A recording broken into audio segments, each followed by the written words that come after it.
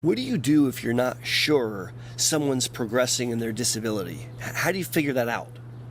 In this video, I'm going to share exactly how we do that, so don't turn away. That starts right now.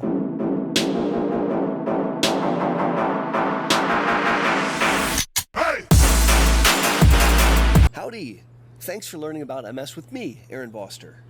I started this YouTube channel to help my own MS clinic patients learn between visits, and it's my hope that through these videos, I can help you learn too. There are times when a human being with MS feels as if they're getting worse, and yet, to the outside observer, we can't see a change.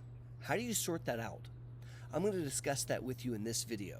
By the way, that's a chicken, and if you stick around to the end of the video, I'll let the chickens out and we'll watch them walk around. Let's jump in.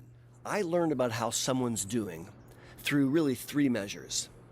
Number one, and the most important, is what they tell me. It's the most important because they are a them expert. I mean, think about it. You know you better than anyone else. And so if I can listen to you, I can learn the most. The second way is what we see on neurological examination, the objective findings. And the third way is on neuroimaging. Today I'm going to focus on the first two. Sometimes what the human being experiences and expresses to me is also what I see when I look on exam.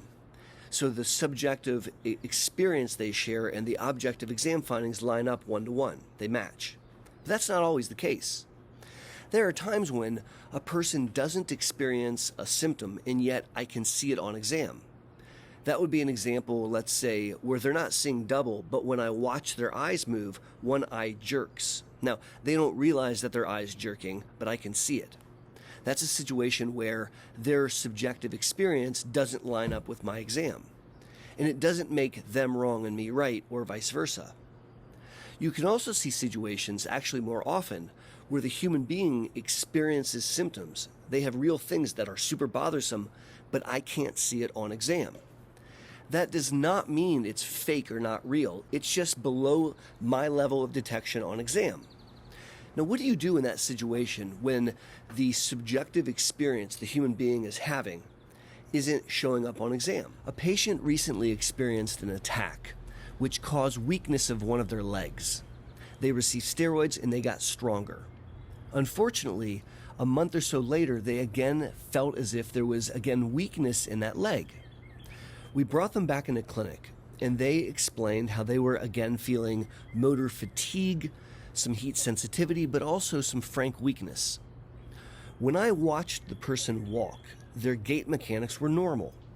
And when I had them do provocative testing, hopping and balancing and so on and so forth, they actually did that very well.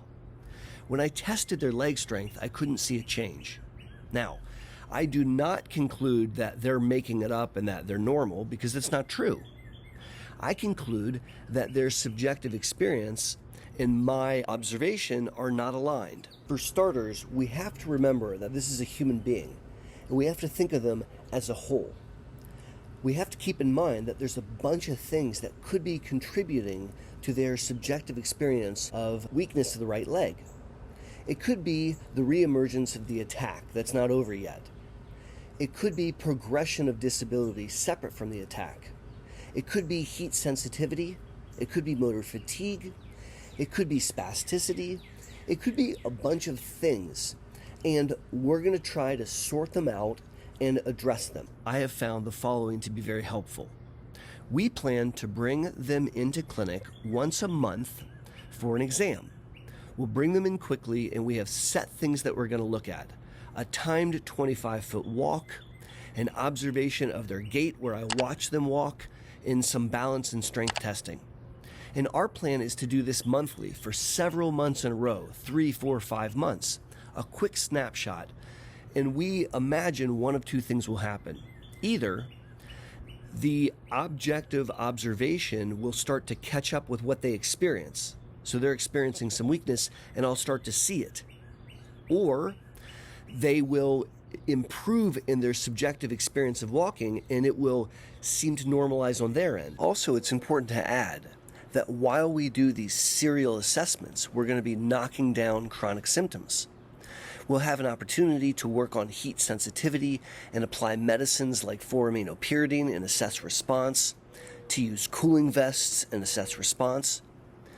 In the future, we may activate neurophysical therapy to work on gait and balance or a specific issue and then assess response. And so we'll tackle chronic symptoms that may be impacting the issues at the same time. If you've made it this far in the video, as promised, it's time to release the chickens. If you'd like to learn more about the neuro exam, click the video that's on your screen right now. My name's Aaron Boster, and as always, I want to thank you for learning about MS with me. Until my next video or my next live stream, or the next time I see you in clinic, be safe and take care.